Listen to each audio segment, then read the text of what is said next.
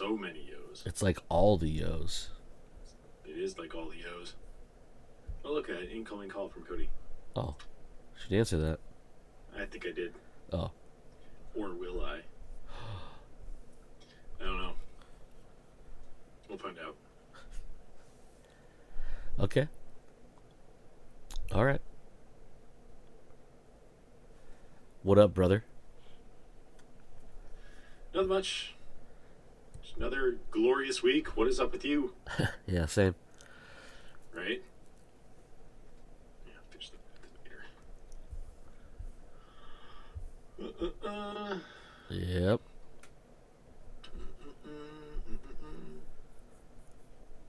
What do I have saved here? I know I have a couple of things that were interesting this week. Me too. I actually saved stuff, and I just checked, and they're there. What? Where to begin? Where to begin? What do I have here? What do you want to talk about? I have an article that I did not finish reading, so Okay. which is just that the ASUS plans on launching a ROG 2, a ROG Ally 2 by the end of this year. 8 new Carplay apps spotted in 17.4 beta code. Tenet and Dune 1 are coming back to theaters, or at least IMAX. And also, Pablo Schreiber says that if you don't agree with Master Chief taking his helmet off, then you probably don't like the show. Well, he's correct.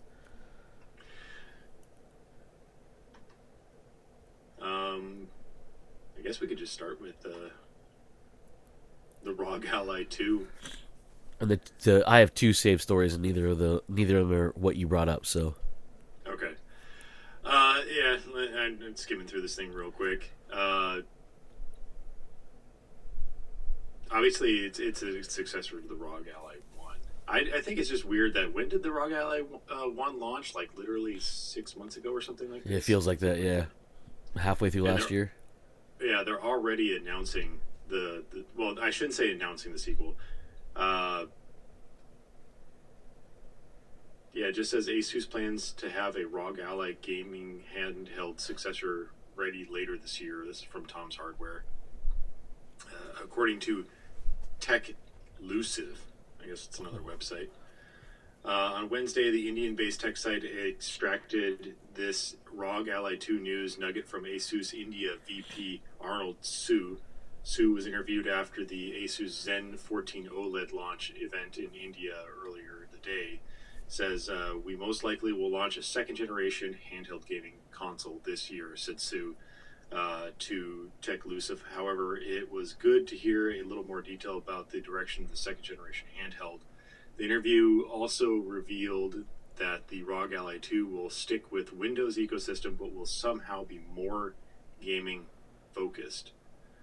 And skimming through the rest of it, doesn't really appear to tell much else about it. So it's just kind of a vague, yes, you will be getting a sequel device later this year. Huh. I will say I was a little excited about it because obviously you can improve upon the things that you had a problem with in the first generation thing. Yeah. But man, I still don't care for ASUS. Yeah. No. Yeah, after the shit that they've done for the past couple of years, and I don't know, like I think I've said before, just working on them in the warehouse, we get so many ASUS products in, and it's like I have never looked into it. Is that like do we just sell a lot of ASUS computers, therefore we get a lot of repairs back, or is it that we just they just have a lot of bad product? That's very true. I don't know. I don't know if we sell. I mean, it could be a top seller, but I feel like Dell and HP are probably a better seller than ASUS. And we see so few Dell come through. Yeah, Dell's usually pretty solid. we have a fair amount of HP that comes through, but nowhere near the amount of the Asus that comes through for repair. Now, granted, I do say some of those repairs are just like, oh, I don't know how to restore the computer. It's like, why do you even work in the Geek Squad then? But there is a fair amount of like, damn, that we're going to have to replace that motherboard, because it just is running really funky or doing something weird or flat out not powering on. Yeah. Yeah, sometimes it's weird. But yeah, so I'm just kind of sick of Asus. It's cool that they're releasing a new product. It really does mean that some of these companies are taking the handheld gaming market seriously. So they will proceed to continue to release the product and iterate on it. Maybe eventually one of these days, when I have a use for getting a handheld gaming console, I would invest in one, but it would probably be still a Steam Deck at this point. I don't trust Lenovo to actually continue to Support it. to release new stuff, and I'm really not a huge fan of their current Legion Go. The ROG Ally is cool because of the raw power behind it, but I just think I would trust Steam, Valve more at this point than any of those right now. Well, you gotta look at this, like, so the ROG, right? If they have issues with their computers, Oh yeah, no, then wouldn't that be exacerbated by trying to shove a computer into a smaller area? and it is. I still don't know if they have fully fixed the SD card problem, because the initial release of the ROG Allies were literally burning SD cards. In fact, if I recall right, a few months ago, someone had commented about one store was looking at why they haven't gotten their. They sent out a bunch of store stock ROG Allies to get repaired for such an issue and other issues, and they had messaged someone on Teams in the at the Geek Squad City. Yeah. And they had said they're sitting on thousands or at least hundreds of these things waiting for board replacements on them, because Asus is trying to get their shit together to get this thing fixed. Yeah. Sounds So they excellent. already do have problems. Yeah. It's not a great look. No, not at all. There was something else I was going to add to that. Oh, I don't have the article here, but speaking of gaming stuff, you ever see the company called Framework? Yeah. So did you see that they released a 16-inch gaming laptop this past week? What is it? So if you don't know what Framework is a laptop company that is a very small company. Their whole idea is making an extremely repairable, easily to repair, and easily to upgrade computer. So from generation to the next generation, you could buy one computer, and let's say, they now make a 14th gen Intel processor of that computer. So you can buy just the motherboard, which has that graphics card or that CPU on it, and then you can just open up your computer and swap motherboards, and then you have the new CPU, GPU, everything built into it. But they've never done a gaming console or a gaming computer up until now. It's got a lot of cool features in it. First off, it's a 16-inch screen, something that they haven't done before. I think their previous ones tapped out at about 13-inch. You can customize the keyboard layout. And what I mean by that is, so you have the keyboard and palm rest and everything. Well, you can just unclick the palm rest, and then you can move the keyboard left or right or center it. And then depending on where you move it, you can add other accessories to it. So let's say you want an actual 10 key with your keyboard, you can unclick it. You move it to the left or move it to the right, depending on what side you want the 10 key on, and then you can click in a 10 key on it. And then you can click your palm rest back in and everything, and it just works, or if you want to add like RGB to the sides of it, it's really cool. You can just click in these RGB things. They don't really do much besides just Light up. bright colors and stuff like that. Uh, it has the same repairability and swappability of the motherboard and everything of their previous models, but what's really cool about it is that they have designed a swappable graphics card.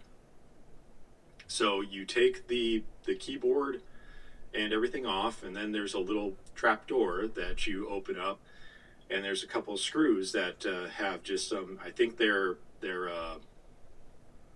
like an LGA, so they're the pin alignment. So it's not like a pin plug. It's just like a like Dell has, which is the compression pin type thing. Yeah. And you remove some ribbon cables, and then you just slot the graphics card off the back. It's literally just the whole thing. So you're removing the graphics card, you're removing the heat pipes and everything that goes along with that. And they are promising, or hoping to promise, that as new graphics cards come out, they will update the graphics cards for these things. And then, a year down the road, you could be like, or a couple of years down the road, you could be like, hey, I want to upgrade my graphics card in my laptop. Just unclick everything and just pull it out, buy the new one, slot it in, hook it up, and you're done. Super cool. Huh. Yeah. Yeah, I remember seeing the one about the keyboard and everything, but I didn't know they were going as far as processor and graphics card. Yeah, and let's say you don't want to run it with a graphics card, you can literally just take that out. There is a second replacement one that you would have to buy, because unfortunately it literally removes the fans for the system when you do this. Oh, okay. So you do need at least a blank in there in order to have fans for the CPU. But you could make the extra space that you have for when you take out the graphics card. I think they said you could put in like extra hard drive space and whatnot like that, if you'd want to. Huh. Yeah, it's super dope. Super expensive though. It was over $2,000 for that, but it's highly customizable. Yeah. You go to framework.com and you can just customize the fuck out of it. The interesting thing is it is only an AMD graphics card. They don't have any NVIDIA graphics cards that you can do this with, and apparently that's basically because NVIDIA does not want to do this type of thing.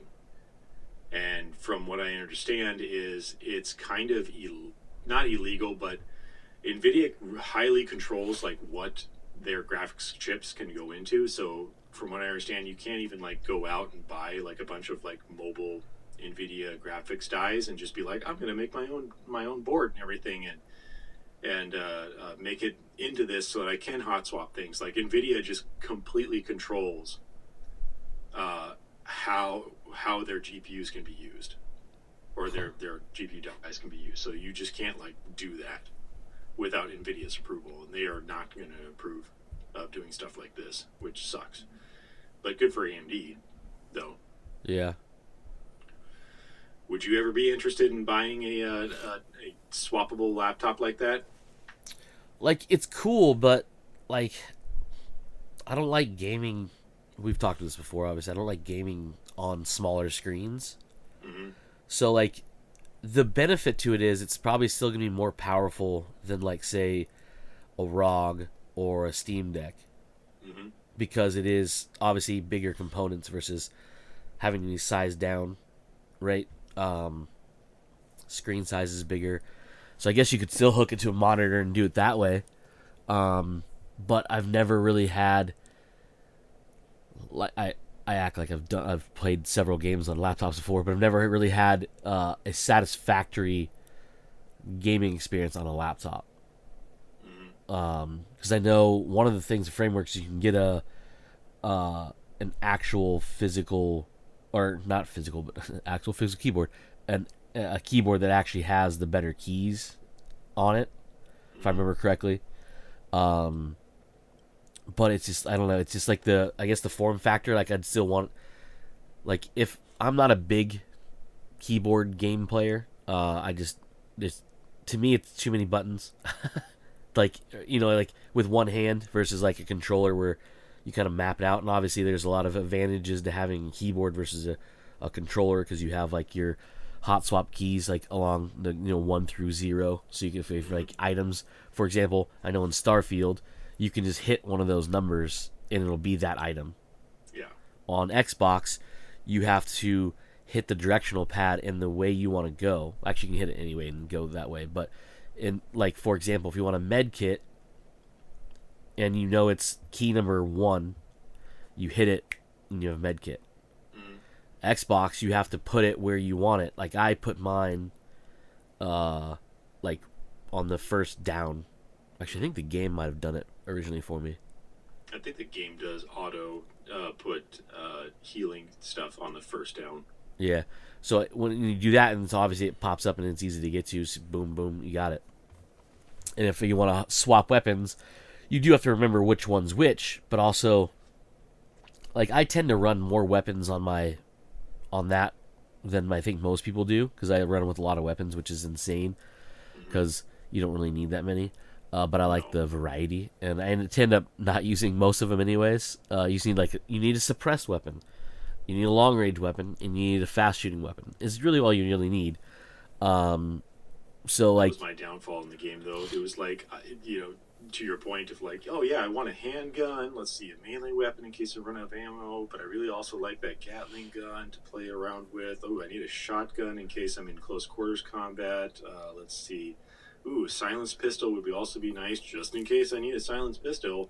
Because all those times I go in silent with my Gatling gun, yeah, and I end up being like, you're over encumbered. Why? I don't know, because you have 47 kilograms worth of or whatever it is worth of weapons on you. Yeah. But yeah, so with the gaming gaming on a keyboard versus a controller, you do have those things like that. It just, to me, the whole movement, and I don't know, again, it's my brain is being dumb or whatever, but movement, forward, back, left, right on a keyboard versus just you're looking around with the mouse. Because like aiming with the mouse and visual moving around is actually way better on a with a mouse because it's so much more accurate. And like you can move it millimeters at a time.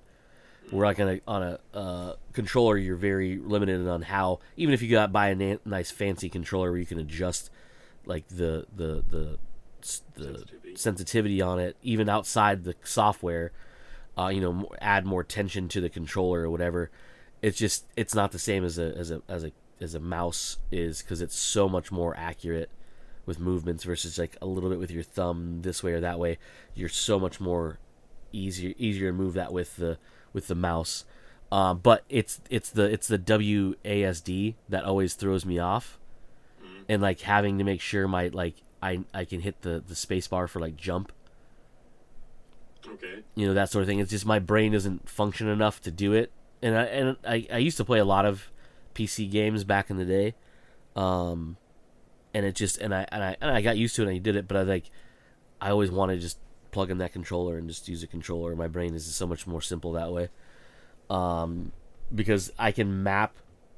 I mean, not that I can't map the keys here, but like if I want to adjust the buttons on the controller. Makes it a little easier than it was on a keyboard, but to me at least. But to your point, to your question, it's definitely cool, and I think it's probably the best way to do some of those things because like the limitation to a laptop, obviously, especially for gaming, is the hardware gets outdated so quickly. Like with gaming in general, on not so much console because obviously they're built to last for a long time because the games are kind of built that way. But when you have performance jumps in games on PC, you don't get those on console as much. You have the ability when you have a desktop PC or a floor PC, depending on how big you make it and where you put it. You can after God forbid 6 months swap out your $2,000 graphics card or whatever. Right. But it's like, and it comes down to the point, like, when you don't have to. Yes, you can do that, but your graphics card will last much longer than that. Mm-hmm. So you can have a graphics card in your computer for several years, really, before you have to replace it. Same thing with like your CPU. And having a gaming laptop with a swappable GPU probably means the GPUs, obviously, they're going to be hopefully cheaper than a desktop one. Um, Yeah, I don't remember what the actual price of it is.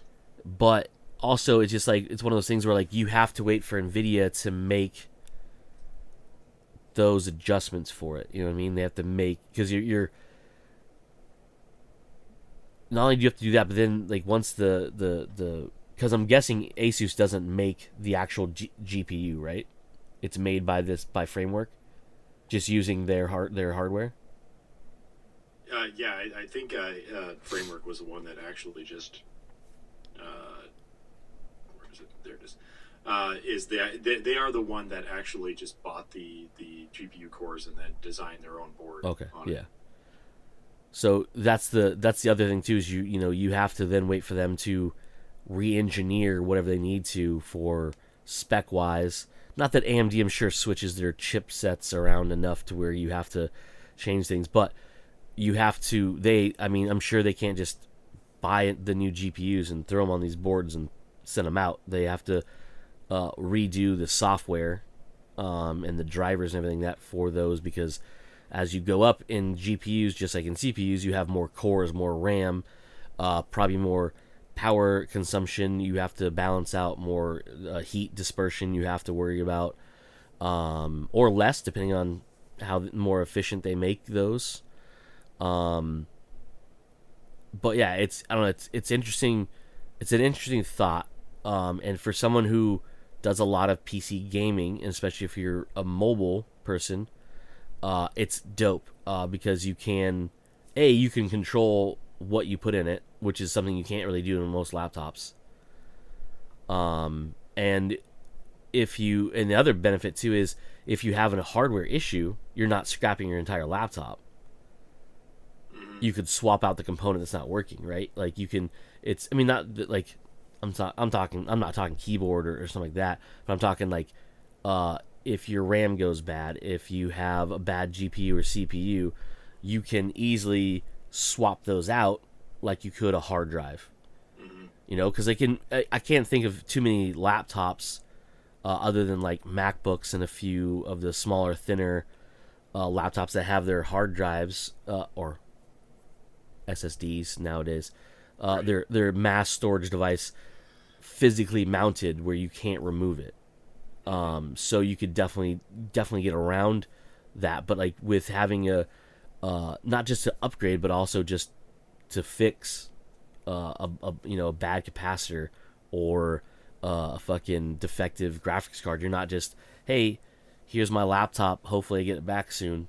Right. You could be like, hey, and I'm sure they have a thing where they'll send you the replacement, and as long as you send back the other one, they don't charge you whatever it happens to be, warranty wise and things like that. So that's a kind of a benefit too, because you definitely cannot do that with most laptops. You know.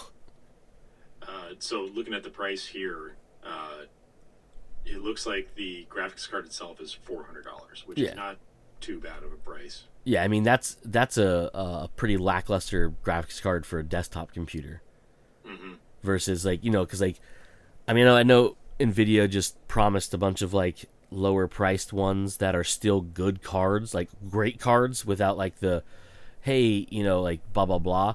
And I know they even like looking to drop the regular price of these cards so they're not like $2,000 a card. They're looking at like top end as being like 1,500 or 1,300, something like that. But you don't, unless you want the fanciest card, you can still get a really good card for like $1,000. But that's still $1,000 just for one component of a computer. Yeah, You know what I mean?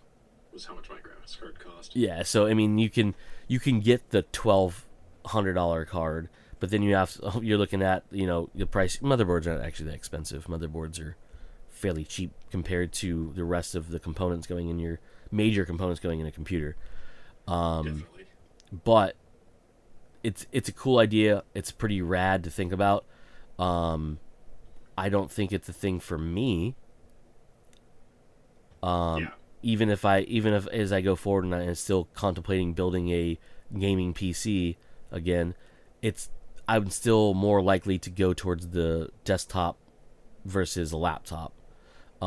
For and I think I said this earlier, or it was just in my head, and I was going to get to it. The power performance from a desktop is still going to outweigh anything you can put in a laptop or mobile device. It's just there's no way around it. You can't. There's no way you can tell me any different.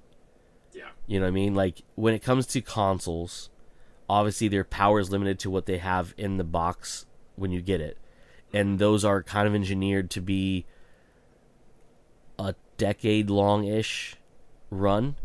You know, and there's variations when they do like variants of the console, like a newer version. Pro version or an elite version. Yeah, especially when it comes to fucking Xbox, because they like to do that shit. They're like, hey, we have a slightly better version of this. Right. That's how I played Cyberpunk. Yeah, you know. But when it comes to like the computer, the whole thing doesn't have to be replaced. You know, you can option to upgrade your graphics card, but the benefit to a PC is, for the most part, unless you put everything on ultra, you can run a game on its normal settings and it runs on graphics cards from like 6 years ago.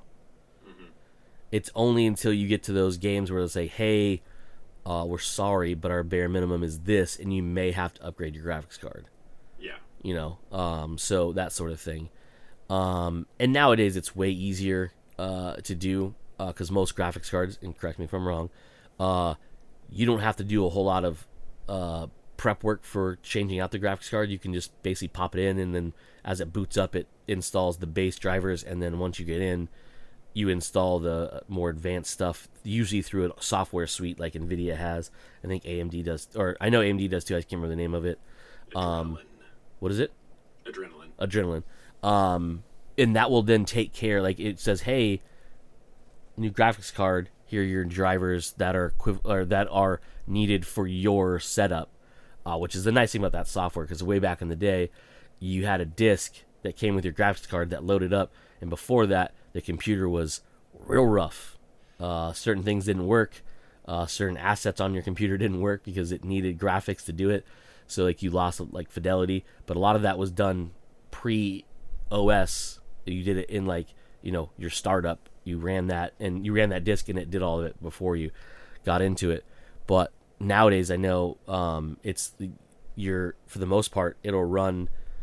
It still does the heavy lifting of that, because you'll install a new graphics card and it still takes a second in order for it to get the drivers for it. Yeah. If you have the drivers pre-installed, it still takes a second to get the drivers for it. But yeah, when you first boot, it loads just your Microsoft Basics display driver. Yeah, and it does pretty much everything you need to utilize a computer versus, you know, obviously you can't boot up a game and play it. On a basic Microsoft Basic display driver. It's literally just hey, you have image now. Yep. Yeah.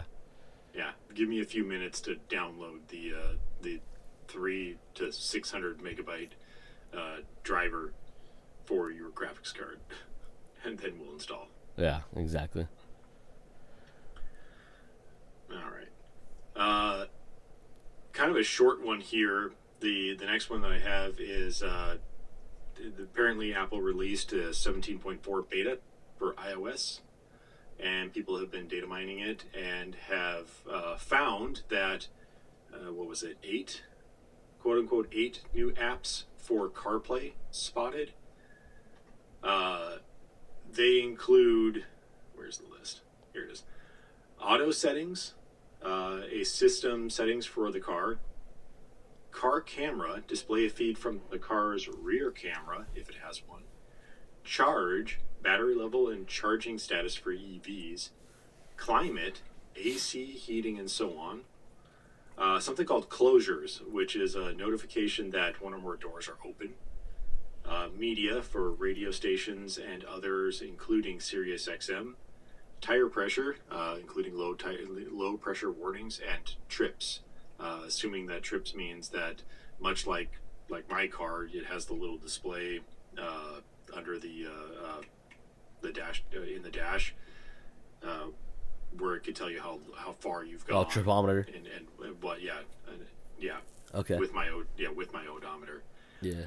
Uh, so this is like the new stuff that obviously Apple had said that, hey, we're looking to get into like the full on car systems and stuff like that. This looks like their first step into doing it, at least being able to integrate with some cars. Obviously, this is probably not going to integrate with my car. It would be cool if I could see tire pressure warning on my CarPlay, and maybe get a better indication of like which tire is low, rather than just seeing it come up on my dash panel, because I got a stupid dash panel Yeah. that just says tire pressure low. At least I could see that, hey, yeah, the front driver's side tire is low. So it'll be cool to see where this goes. Obviously, their aim is to get a full on system, but this is the first step in it. I just wonder what cars will actually support this. Yeah. Going forward. The other thing that was cool was where was it? It was the car camera system, because I've been thinking about getting like I know like my aftermarket system does support a rear camera reverse, thing. Yeah. But it's always something separate than the Apple CarPlay itself. I wonder if that in the future could be integrated into the CarPlay system. So if you have a third party radio. Yeah, and I could like pull it up or whatnot from within CarPlay, not have to go into the Alpine deck interface and use that in order to do it. So I wonder how deeply some of this will integrate into even third party stuff. Yeah, I thought that was cool. Yeah, no, that's pretty cool. Yeah, when you're reading that list, I was like, that does sound like all the things they are implementing in that new full CarPlay experience with a lot of those newer cars that they showed off. Which I know if you go to the website and you look, they list a bunch of different cars, and then they hey, these are the cars that work with, like a car like the Apple Key, Right. and these are the cars. But I think there's a one that shows a few models of cars that use the dash version. So this just is more of that integration where it's not going to be it's not going to be a system light. It's going to be an actual display inside CarPlay. Yeah, because like my car, when I do have a low tire pressure, I can go into a menu and it shows which tire, and then shows the pressure of all the tires. And I doubt Chevy's going to want to back. You're probably not going to update an older car, but their newer versions of your car might have this. I'm just wondering if CarPlay doesn't need the system doesn't need it. The CarPlay will be able to tap into that stuff since it's in there already. But I don't think it will, because I think it's still because none of that is controlled through my stereo. Questions like how deep of an integration does it have to be, or can it just literally read trouble codes? Yeah, because like I know, like in my car, the stuff in the stereo menu has nothing to do with the functions of the car. Mm-hmm. Like my climate control, when I change it, adjusts a display shows up on there, but it's an overlay. Mm-hmm. And the shitty thing about it is, because it's not integrated, if you go to tap at the time when that's still on the screen before it goes away, your tapping just eliminates that, and then you have to tap what you're trying to do. Mm-hmm. So it's like a window that pops up in front of the actual CarPlay. So I think mine would still be very separate, especially when it comes to the climate control, because again, climate control in mine is all hard buttons. None of it's software. Same thing with like my internal things for like tripometer and odometer and tire pressure, and all that is still done in a separate one. Because my car doesn't even have like an integration on that screen to what's like playing. Mm-hmm. Because I know like on some cars, Ford and Adam's car might have it. And I don't know. Again, I don't know if it. It does. I don't think it ties into the Apple CarPlay. But like for example, like on my old work van, actually I think my current work van too. It'll actually there's a screen in the middle of my my two meters on there that I can switch to show different things. Usually it shows our from when I'm driving, it shows you my my speed digitally, but also my if I set like a cruise control speed, it shows it on there. But you can go through and you can customize it. You can look at different screens, and one of them is shows your media, whatever you're playing. So if you're playing something through the internal system, even through USB, not that mine has it, but on some of them they have. It'll show you what, like for example, if you're playing a song, it'll show you what it is on the screen. Same with radio stations, but I don't think that ties to CarPlay.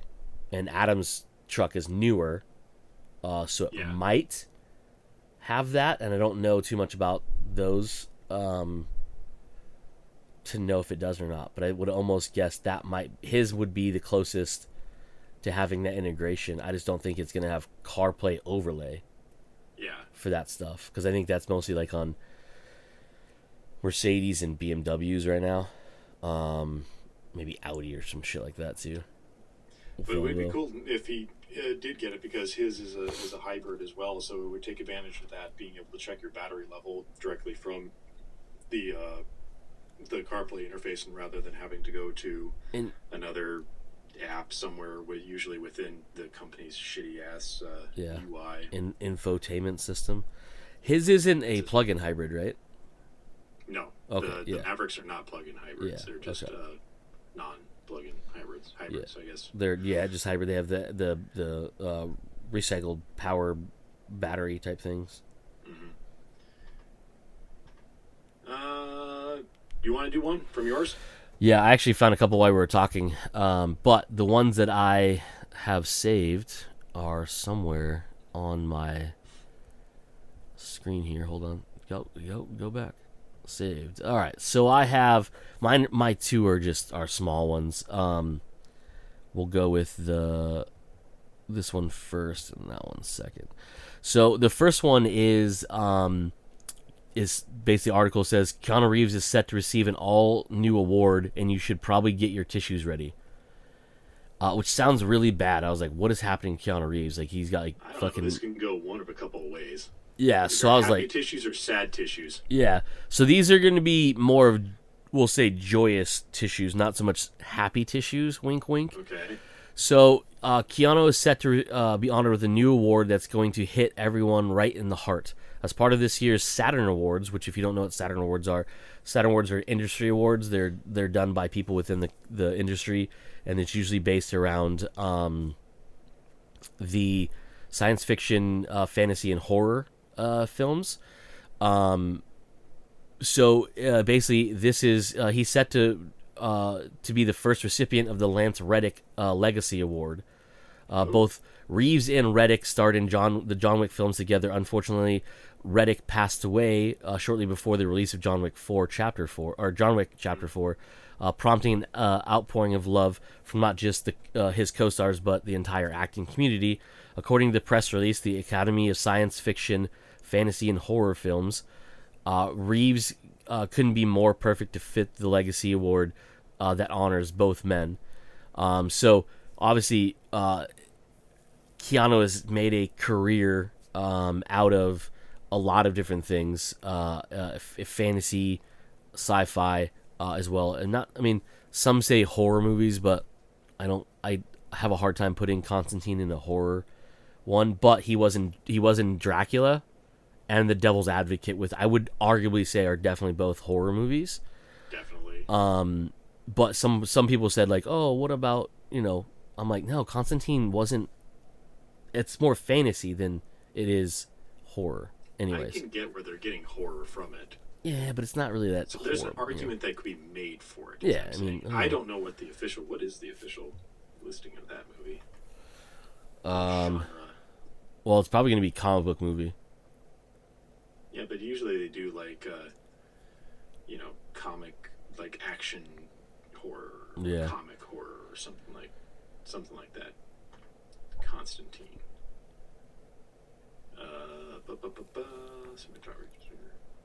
You can keep talking. I'll So this is the definition they give for the award. So this award symbolizes and celebrates not only a performer's talent but their character, someone who's a true goodwill ambassador in the industry. From science fiction, lists here the Matrix trilogy, which is actually quadrilogy at this point. Fantasy, Bill and Ted's Excellent Adventure / Constantine, and horror, Francis Ford Coppola's Dracula / The Devil's Advocate. Keanu has done it all, not to mention Speed and Point Break. Keanu is not just a Hollywood icon, but also a shining example of humanity and gratitude. Throughout his incredible career, he has never forgotten the support of his fans and the filmmakers who've supported him all these years. We're thrilled to celebrate Lance's memory with a dear friend and a genre icon. Is that what the response about the press release, according to the Academy of Science Fiction, Fantasy, and Horror Films? So it's a new category within the Saturn Awards, known as the Lance Reddick Legacy Award.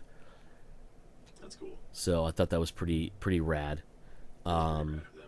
And I think it's a very fitting for Keanu to get it. Oh yeah, definitely fitting. And I mean what you named there of like the qualifications for it, like yeah, Keanu Reeves is it to a T, all that. Yep. He is a very like seems like an invaluable character in and of himself, and it's one of those things that if you would hear something bad about him, you'd probably not believe it. Yeah, very much so. You'd really have to have like footage or it didn't happen, because he's that type of person that's just like there's no way that he could do something bad. Yeah. Wikipedia lists Constantine as a superhero horror film, and IMDb lists it as an action fantasy horror. Yeah, action fantasy horror is probably... It does have its horror elements to it. I mean, you are dealing with the supernatural and demons and shit. Yeah. Demons and shit. So it does have that horrorness to it. So I will accept horror. I have a hard time believing superhero, because to me it doesn't fit the definition of superhero. But I guess an argument could be made for it as well, that it could be superhero, because I mean technically like Batman's not really much of a superhero either. So arguments to be made. Yeah. But that's cool that he's getting the award, and he's the first one, and obviously it's the Lance Reddick Award, and he's worked with him. That's cool. I like it. So the other story that I had before, which we'll go over real quick, it's well, I'm not gonna say it's a short one, but it's a quick one if not really. So it says here, this is just them using a current game to put it on here, but it's wide. It's way more wider than Starfield. But it says Starfield set to land on new platform along with tons of Xbox games. So again, that's more of a leading word. I was just using Starfield because it's not just Starfield. It is Xbox Game Pass. Okay. So the news is this.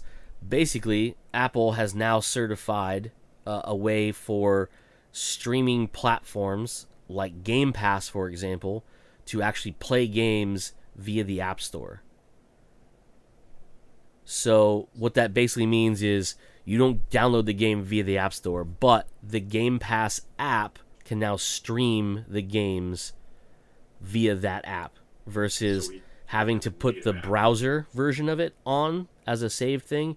You can actually have the Game Pass app will let you stream those games to your Apple device. Finally. Yeah. Like, so this is the dumbest thing ever that has to be like a thing that has to be allowed it, because this should have just been like this from the beginning. Yeah, I mean, a lot of it was set, and it's still... So the thing about it is, before, Apple wanted to basically go through and certify each game that was going to be on there, which would be a horrific process for for everybody involved, because like Game Pass, those games change out frequently, like every month, sometimes every week. There's different Yeah. games, which means you have to go through and certify each of those. So what they're actually doing instead is the game platform gets certified, and then the games are that means that anything on that platform will then be certified to be streamed through the Apple device. I mean, you're just giving the terms and conditions of like Netflix and Amazon Prime and stuff like that. So Yep. it's like, yeah, like yes, like it's the same concept except games. Yeah. So and the thing is, it's not really using the hardware so much to run the game. It is just Yeah. using the hardware to visualize the game on your screen. You know what I mean? You're not using the Yeah. built-in game engine.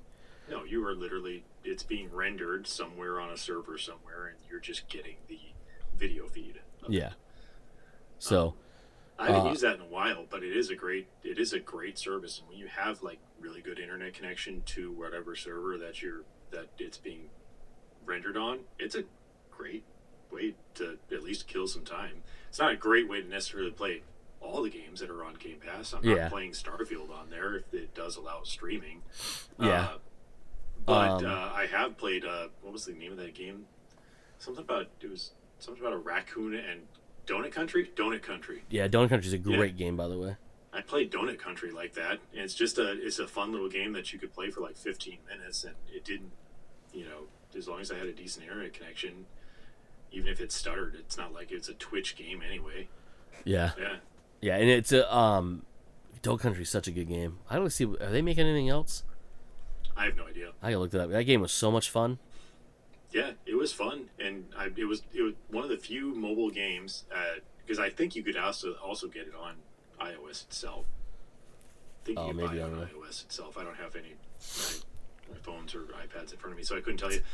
But yeah, it was a great game to just kill 15 minutes, and it's one of the few mobile games that I actually finished, which says something about how fun it was. Because usually I'm the type of person that will start something and be like, this is fun, and then just fall off because of some sort of mechanic that drives you towards the more, grindy type thing or pay-as-you-go type thing. Oh, yeah, so it is available on iOS. So much is fun. it available in the arcade, or is it... No, it's purchase. Purchase, yeah. So, yeah. Just wanted to double-check to make sure that I did play it streaming on there. But yeah, then I did. I don't buy mobile games at all because of the exact problem that I'm listing. Like I remember another game that was kind of fun at the beginning. Gemstones. Oh, I still have it on my. Yeah. It's kind of like Candy Crush type thing where you're matching things up, but you string together. It's like a barbarian. You string together a bunch of hits and stuff. I reached a point where it's like, now I have to like grind in order to get like better stuff in order to do it, and that's where I go, no, I want a fun game that I can play for 5 to 10 minutes at a time to just kill some time, and this is not it. But Donut Cruncher was it. That's why I played it all the way through. Yeah, Donut Country was fucking fantastic. What is I played that same game you're talking about.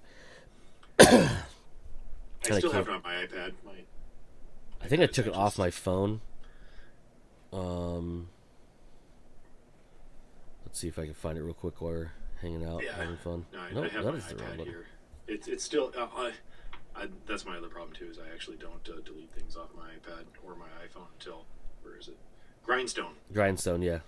I mean, I should have known by the name Grindstone that it's going to be a grind. Yep. And that's just not what I want to do.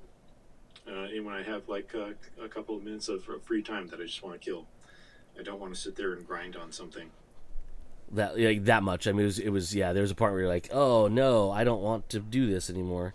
And I was like, it just becomes not fun. And I don't want done. to do things that are not fun. Yeah. So yeah, I think it's cool. Again, it's not like oh my god, look at this, but it's cool that you'll be able to play through the Game Pass app. And I wonder how much more optimized it will be. Like I said, it plays really well, especially when you have a good internet connection. So I wonder if it will be, because it's not the web-based version if it will be a little bit more responsive. Yeah. We'll see, I guess. Get prepared for everybody to start buying backbones and other gaming peripherals like that. I've thought about it myself, but it comes back to the whole. It comes back to a couple of things. One, I have a case on my phone, and all of those that I can think of require you not to have a case on your device. Yeah, because if it doesn't, the charging and holding in place doesn't really work the same. Exactly. So I'm never going to sit there and be like, well, I want a game right now. Let me just pop my phone out of the case, pop it into the thing, and then play for 15, 20 minutes or something like that. Yeah.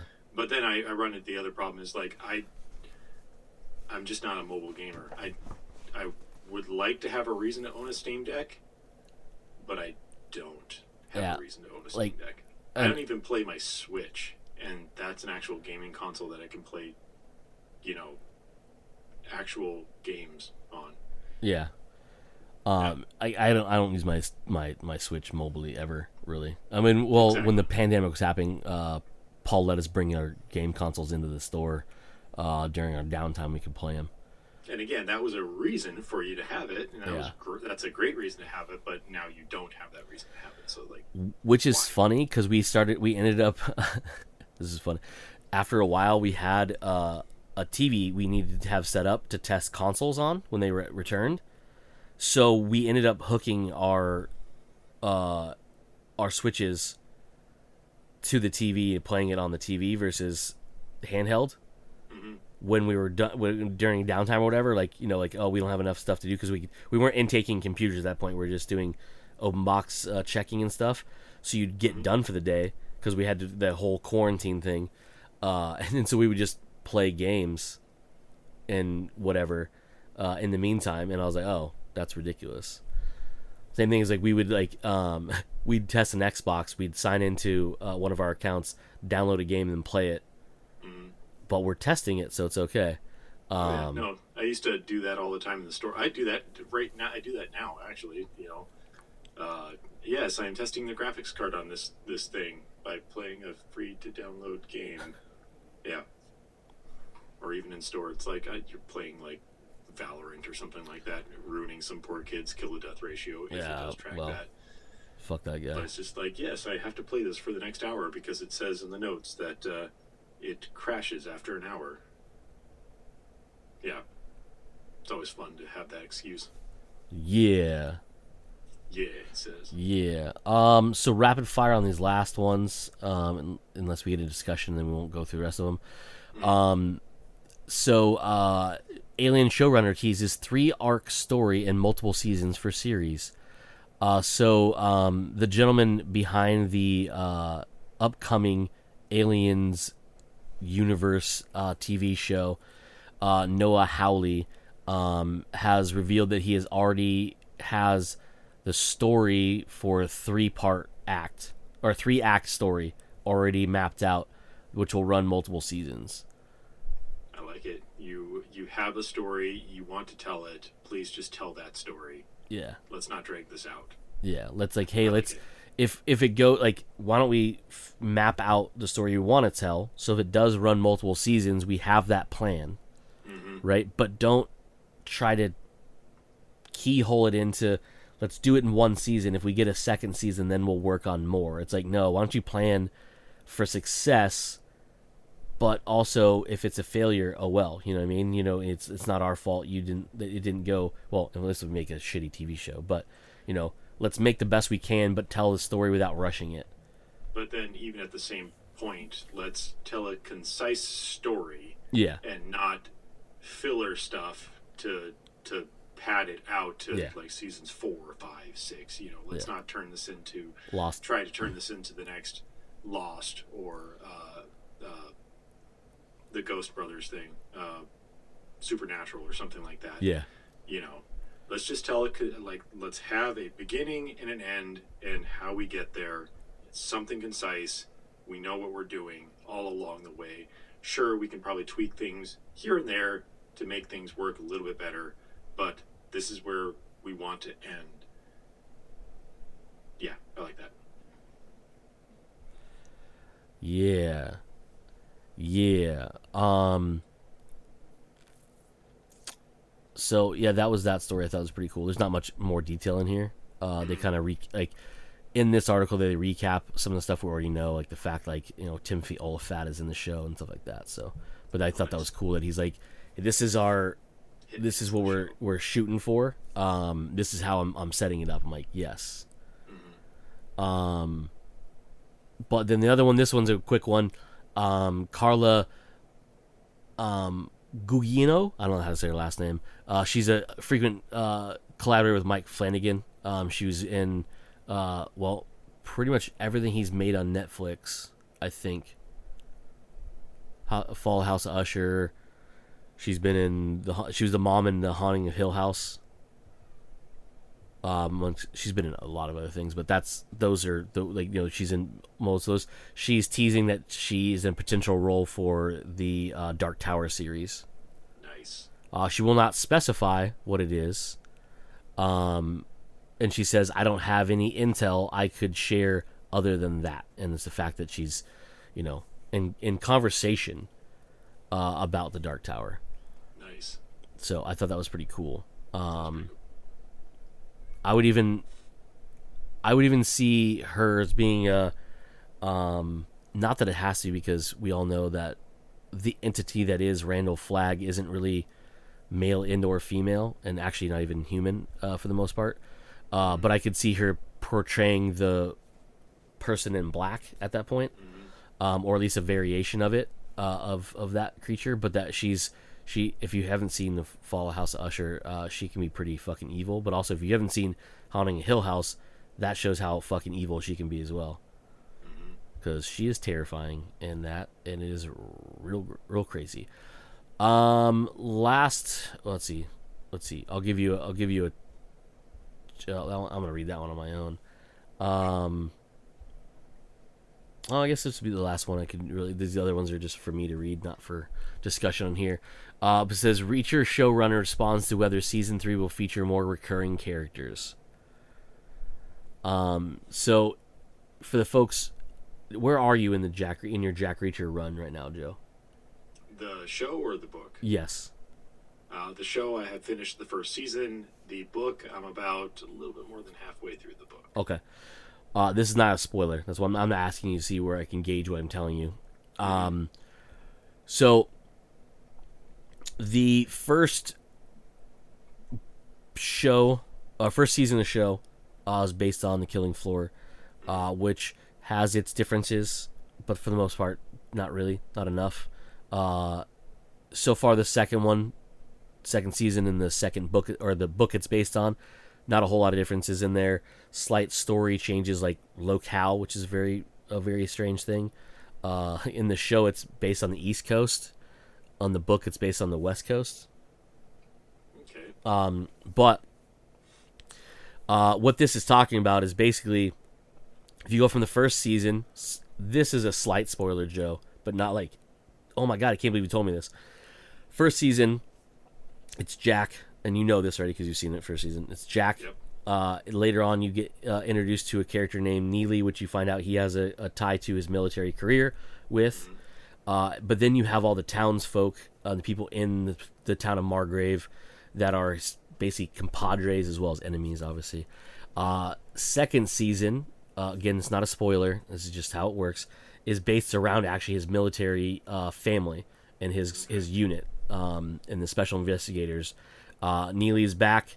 And then they introduced a bunch of other of his fellow soldiers from his old army days in the military police. So what he's getting at is there's not a lot of crossover from season 1 and season 2. Neely is the only one, really.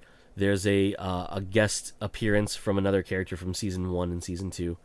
But that's about it. He's saying in this new season, season 3, which is we now know is based on which book it's based on, because originally all we got was it's a solo Jack Reacher story, which basically is saying, hey, none of these characters from these past stories are involved in this, which basically means we're not going to see Neely. He may make a phone call, but from what it sounds like, none of them are returning. So that's cool. But they basically want to show that, kind of emphasize more of the loner identity that he has, and that vagrant type of or hobo existence he has, where it's basically just him and his toothbrush, Yeah, right. and whatever clothes he buys at the time. Because that's definitely, that's shown off in the first book, and in the show, but it's really emphasized in the second season, and also in the book too, because of the way the way he lives his life, basically. Like when he's arrested in the book, he literally has, well, and in the show, he has no cell phone, no ID. He just has a passport and cash on him and a toothbrush, and that's basically it, in a receipt for a bus pass.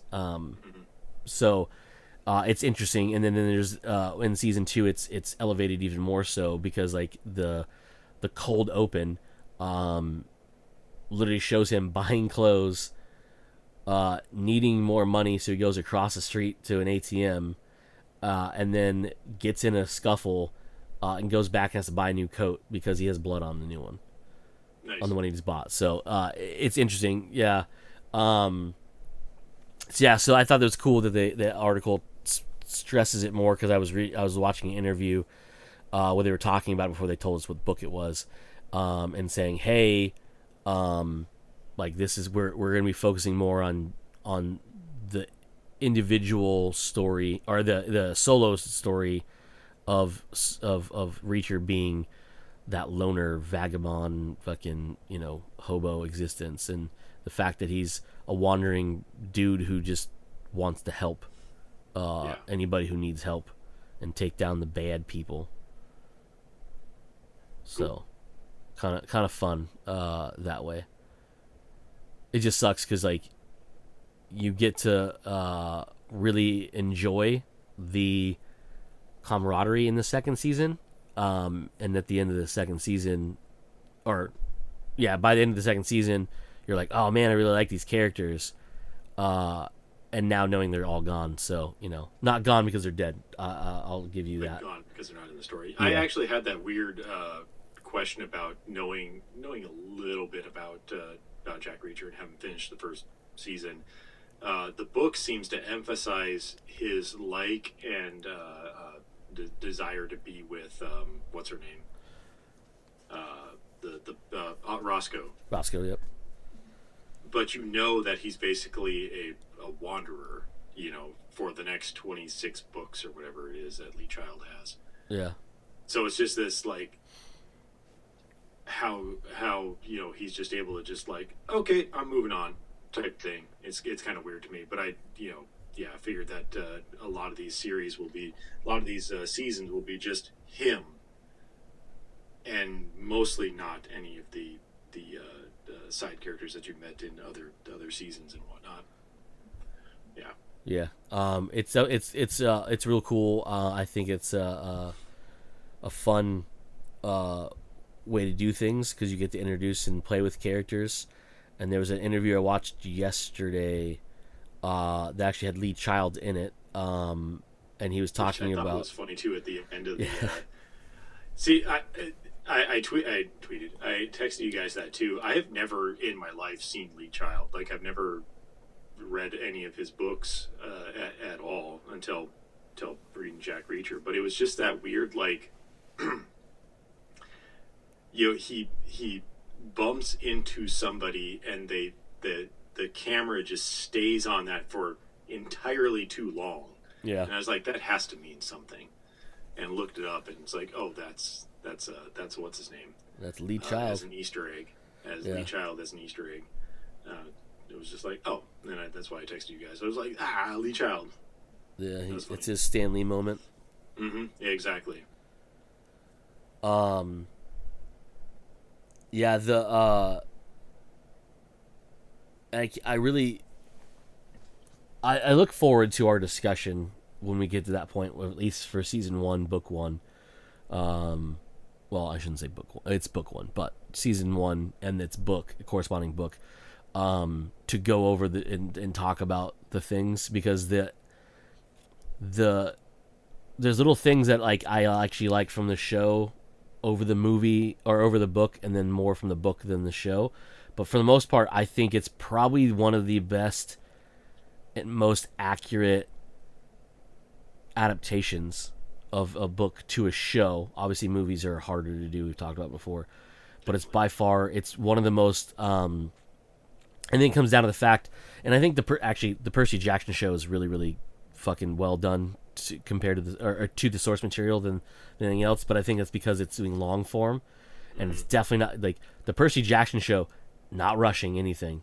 Like they are taking their time, and it's really well done. But with the Reacher books, there's these weird changes that are probably cost effective more than anything else, but it's the mystery, and you'll get to it as you probably have already noticed some of it in the book versus the show.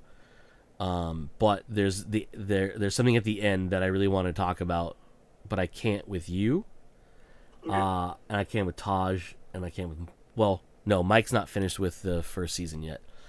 But like I just really want to talk to you guys about, because I think it's so much better in the book, but it's because a character has been changed quite a bit. Not on what they do, but how they are, from the show to the book, or from the book to the show, in a way that is a better in one way, but not as compelling as I feel in the book. But we'll get there when we get to we'll cross that bridge when we get there, as they say. Okay. But yeah, that's all I have. Fucking Oreo Yeah, is out there, that's it just for me too. crazy out there. I got it's not in here. Damn, I was gonna show you too. I got a Black Phone pop vinyl. A black phone pop vinyl? Yeah, you know Pops. Yes. They made two. Well, they made three, but one's just a red casting of one of them. But they made the grabber, and they have two different forms. So one is the top hat with the red glasses. Uh-huh. Then the second one is him holding the bloody axe after he kills his brother. Spoiler alert. Jeez. Yeah. And it's not in here. It's in the other room. I read this. Sorry. Ultimate number 1. New Ultimate. The Ultimate Spider-Man #1. Yeah. Really cool story. Very interesting on how they're doing things. And we'll discuss it another time, but I just want to let you know I read it, and it's pretty rad. But anyways, I think it's it for this year's episode. Unless Joe has anything else. No, I don't got anything. All right, so that's it for this week's episode of Comes Naturally. We have been Joe. I have been Cody, and as usual, you fuckers just came naturally. Bye. Bye.